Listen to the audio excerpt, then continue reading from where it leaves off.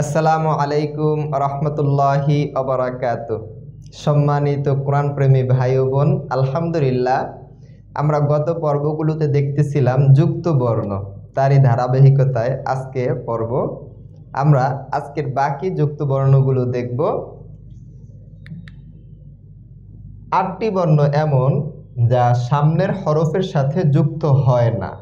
আমরা গত পর্বগুলোতে সামনের হরফের সাথে কোন কোন হরফ যুক্ত হয় না ওই হরফগুলোর সাথে আমরা কিন্তু স্বাভাবিকভাবে টাচ দিয়ে আসছি। এই জন্য আজকে আপনাদের ক্লাসটা খুব সহজ হবে যদি একটু মনোযোগ দেন। এই হরফগুলো চেনাও সহজ।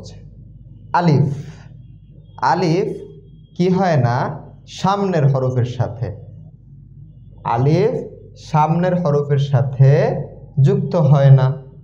সামনের হরফ কোনটা? আলিফ, এই দাল, দাল এটা হলো সামনের হরফ, সামনের হরফ, অর্থাৎ আলিফ কি হয় না সামনের হরফের সাথে যুক্ত হয় না। যেমন আলিফ,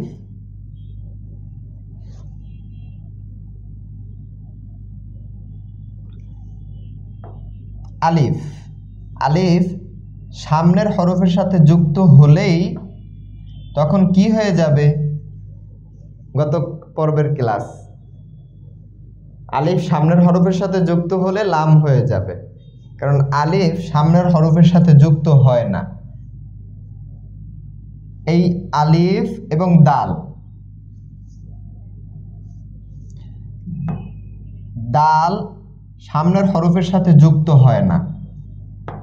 দাল, দাল সামনের হরফের সাথে কি হইতেছে না? যুক্ত হয় না। জাল সেরকম ভাবেই, জাল, জাল আলিফ জবর জা, যদি আমরা হরকত দেই, জজম দেই, জাল আলিফ জবর জা, কি হইতেছে না? সামনের হরফের সাথে যুক্ত হয় না। আমরা যেই ক্লাসটা করতেছি এটা হলো যুক্ত বর্ণ, অর্থাৎ কোরআন শরীফের ভিতরে সবগুলোই প্রায় যুক্ত বর্ণ, কিন্তু এই যুক্ত বর্ণ হরফের বাহিরে যেই সকল হরফ যুক্ত হয় না এমন হরফ 8টি, তারা সামনের হরফের সাথে যুক্ত হয় না কিন্তু আগের হরফের সাথে যুক্ত হয়। যেমন দাল, দাল আগের হরফের সাথে যুক্ত হয়। যদি আমরা মিম নেই, মিম, মিম দাল, মিম দাল আগের হরফের সাথে দাল যুক্ত হলেও কিন্তু দালের পরে যদি আমরা মিম নেই এখান থেকে দাল যুক্ত হবে না, মিম শুধু আলাদা আসবে। অর্থাৎ এই হরফগুলোর সামনের হরফের সাথে কি হবে না? যুক্ত হবে না, কিন্তু আগের হরফের সাথে যুক্ত হবে। এই জন্য এই 8টি হরফ আলিফ, দাল, জাল, র, ঝা, ওয়াও, তা, ইয়া, এই হরফগুলো কি হয় না? এই হরফগুলো সামনের হরফের সাথে যুক্ত হয় না। আচ্ছা, এখন ইয়া আর তা এই দুইটা নিয়ে আপনাদের একটু সমস্যা থাকতে পারে যে এই ইয়া তো সামনের হরফের সাথে যুক্ত হয়। হ্যাঁ, ইয়া সামনের হরফের সাথে যুক্ত হয়, যেই ইয়ার নিচে 2 নক্তা, আপনারা একটু খেয়াল করেন যে এই ইয়ার নিচে কিন্তু 2 নক্তা নেই। কোরআন শরীফের ভিতরে অসংখ্য জায়গায় আপনারা এই ইয়া পাবেন যে ইয়ার নিচে কি থাকবে না? 2 নক্তা থাকবে না, শুধু এই ইয়া আকৃতিতে ইয়াই থাকবে। এবং এই তা, তা কোরআন শরীফের ভিতরে যুক্ত হয় কোন তা? এই তা যুক্ত হবে সামনে এবং আগে, দুইখানেই এই তা যুক্ত হবে, কিন্তু এই তা যুক্ত হবে না। এই তা কোরআন শরীফের ভিতরে সামনের হরফের সাথে যুক্ত হবে না, আগের হরফের সাথে যুক্ত হবে। এই তা কোরআন শরীফের ভিতরে কীরকম ভাবে আসবে? এরকম ভাবে আসার পরে উপরে 2 নক্তা থাকবে, উপরে 2 নক্তা থাকবে। তাহলে আমরা একটু খেয়াল করি, মূল আমাদের 6টি, আলিফ, দাল, জাল, আলিফ, আলিফ, আলিফ তো আমরা মনে রাখতেই পারবো, দাল, জাল দুইটা মিলিয়ে মনে রাখবো, র, ঝা দুইটা মিলিয়ে মনে রাখবো, ওয়াও, ওয়াও ঝায়ের মতো, শুধু মাথা গোল, এটা মনে রাখবো। তা এবং ইয়া, এই ইয়া কি হবে না, ইয়া যখন যুক্ত হবে তখন দুই নোক্তা থাকবে, দুই নোক্তা ছাড়া ইয়া কি হবে না, যুক্ত হবে না। কোরআন শরীফের ভিতরে অসংখ্য জায়গায় এইরকমভাবে ইয়া আসে, হুবহু এরকমভাবে ইয়া থাকবে, যেখানে আপনার হরকতও থাকবে না। কোরআন শরীফের লেখার ক্ষেত্রে এই ইয়া ব্যবহার হয়, পড়ার ক্ষেত্রে দুই নোক্তা ইয়াই বেশি ব্যবহার হয়। আলহামদুলিল্লাহ, আমরা যেই সকল হরফ সামনের হরফের সাথে যুক্ত হয় না সেই সকল হরফগুলো আমরা একটু দেখলাম। আমরা যদি একটু মনে রাখতে পারি, আমাদের যুক্ত বর্ণর যে কয়টা পর্ব পড়ানো হয়েছে আপনারা যদি একটু মনে রাখতে পারেন যুক্ত বর্ণের ক্লাসগুলো, তাহলে আপনারা এখনই কোরআন শরীফ মেলে হরফগুলো চিনতে পারবেন। আপনারা একটু বাসায় বসে কোরআন শরীফ মেলে তারপর একটু হরফগুলো চেনার চেষ্টা করবেন। যদি আপনি হরফগুলো চিনতে পারেন তাহলে আমরা হরফের সাথে আর মৌলিক তিনটি বিষয়, যেই বিষয়গুলো হারাকাত, তানভিন, জজম ও তাসদিদ, এই ক্লাসগুলো যখন আমরা করব তখন আপনাদের জন্য কোরআন শরীফ পড়া খুব সহজ হবে। আলহামদুলিল্লাহ, আমরা পরবর্তী বিষয়ে দেখব। আমরা 8টি হরফ, যেই হরফগুলো কি হয় না, সামনের হরফের সাথে যুক্ত হয় না, কিন্তু যেই সকল হরফগুলো সামনের হরফের সাথে যুক্ত হয় এই সকল হরফগুলো আমরা একবার দেখব। বা, বা সামনের হরফের সাথে যুক্ত হয়। তা, তা সামনের হরফের সাথে যুক্ত হয়। এগুলোকে সবগুলোকে একত্রে বলে মুরাক্কাব, বা সব একসাথ হয়। আচ্ছা, বা, বার সামনের হরফের সাথে কি হইতেছে, মিল হয় বা যুক্ত হয়। বা আমাদের তা, বা, তা, থা, বা, তা, থা, এই তিনটা হরফ সামনের হরফের সাথে কি হয়েছে, যুক্ত হয়েছে। হা, জিম, খ, হা, জিম, খ, এই তিনটা হরফ সামনের হরফের সাথে কি হবে, যুক্ত হবে। যখন যুক্ত হবে তখন আমরা চিনতে পারি কিনা, এটাই আমাদের মূল বিষয়।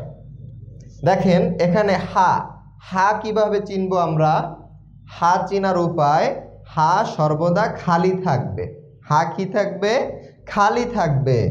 হা, আমরা যখন দেখব হা এই চিহ্ন ব্যবহার হয়েছে কোরআন শরীফের ভিতরে, যদি এই চিহ্ন খালি থাকে তখন আমরা বুঝতে পারবো হা। আচ্ছা, এই চিহ্নর নিচে যদি নোক্তা ব্যবহার হয় তখন কি হবে? তখন হবে জিম। তখন হবে কি? জিম। আমরা পরবর্তী এই রকম আছে, এখন হা অবস্থায় আছে, যদি আমরা উপরে নোক্তা ব্যবহার করি, এক নোক্তা, তখন কি হবে? খ। তখন কি হবে? খ। তাহলে আমরা এই তিনটি হরফ দেখলাম, তারপর আমরা দেখব সিন, শিন। এখানেও চেনার সহজ উপায়, সিন 3 মাথা, শিন কয় মাথা? 3 মাথা। তাহলে আমরা যদি 3 মাথা কোরআন শরীফের ভিতরে এরকম দেখি তাহলে চিনতে পারবো অবশ্যই, কারণ এটা কি হবে? সিন হবে। এটা কি হবে? সিন হবে। সিন আর শিনের ভিতরে পার্থক্য কি? সিনও 3 মাথা, শিনও 3 মাথা, কিন্তু পার্থক্য হলো সিনে কি থাকে না?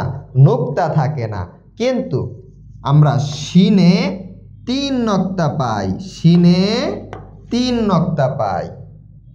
এরকমভাবে আমরা পরিবর্তনগুলো বুঝতে পারবো। আমরা দেখব সদ, দদ, সদ, দদ। এইখান থেকে আমরা একটু এদিকে দেখলাম সদ, দদ। আচ্ছা, সদ আর দদ, সদ দদ আকৃতিগত দিক থেকে একই রকম, কিন্তু একটু পরিবর্তন আছে। সেটা কি? সদে কিন্তু নক্তা থাকে না, কিন্তু দদে নক্তা ব্যবহার হয়। দদে কয় নক্তা? এক নক্তা। আমরা তাহলে দদ চিনতে কোনো ভুল করব না। এখন আমরা দেখব ত র। ত র, তর আকৃতি কিরকম? তর আকৃতি এই রকম। ত ল, ত আর জ কি হবে? ত আর জ একত্রিত হবে, যুক্ত হবে। তো ত আর জ চেনার উপায় কি? তর উপরে নক্তা থাকবে না, জর উপরে কি থাকবে? নক্তা থাকবে। জর উপরে কয় নক্তা? এক নক্তা। ত জ। আইন গইন। দেখেন কোরআন শরীফের হরফগুলো খুব সহজ। আমরা যদি একটু মনোযোগ দিয়ে পড়তে পারি তাহলেই আমাদের কোরআন শরীফের হরফগুলো শেখা হয়ে যাবে। যুক্ত বর্ণগুলো আমরা যদি শিখতে পারি এবং কোরআন শরীফ যখন আমরা খুলে যখন আমরা কোরআন শরীফ দেখব, তখন আজকের এই ক্লাস যদি আপনি একটু নজর দিয়ে দেখেন তাহলে আপনি কোরআন শরীফ থেকে প্রত্যেকটা অক্ষর আপনি চিনতে পারবেন যে এটা এই অক্ষর, এটা এই হরফ। তাহলেই আপনি কোরআন শরীফ পড়ার মতন যোগ্যতা অর্জন করবেন আলহামদুলিল্লাহ। আচ্ছা, ত জ। আইন গইন। আইন, আইনে যদি এরকম গইন দেই, কারণ আইন যখন মাঝখানে আসবে তখন কিরকম হবে আমি গত পর্বে দেখিয়েছিলাম। আচ্ছা, তাহলে আইন আর গইনের ভিতরে পার্থক্য কি? আইন আর গইনের মধ্যে পার্থক্য হলো নুক্তা। আইনে নুক্তা থাকবে না, গইনে কি থাকবে? নুক্তা থাকবে, এক নুক্তা। আমাদের আইনের চিহ্ন একটু মনে রাখা প্রয়োজন। আইন যখন শুরুতে আসবে তখন ঠিক এইরকম আসবে, কিন্তু যখন মাঝে আসবে তখন আইনের আকৃতিটা এইরকম হবে। আইনের আকৃতিটা ঠিক এই যে দেখেন, আইনের আকৃতিটা এইরকম হবে, এইরকম হবে। আচ্ছা, আইন গইন। ফা কফ। ফা কফ। ফা কফ। মাথা গোল। মাথা গোল। মাথা কি? গোল। ওয়াওর মাথাও কিন্তু গোল, কিন্তু ওয়াওর সামনে কি হয় না? যুক্ত হয় না। এই জন্য আমরা ওয়াও, ফা কফ এর ভিতরে ওয়াও যুক্ত হয় না বিধায় ওয়াও চেনা কোনো কঠিন বিষয় না, কিন্তু ফা আর কফ চেনা বিষয়। ফা যদি এরকম গোল আসে, তারপর যদি এক নক্তা আসে, তাহলে কোন হরফ হবে বলেন? ফা। আচ্ছা, কফ। কফের উপরে যদি দুই নক্তা থাকে তাহলে কি হবে? কফ।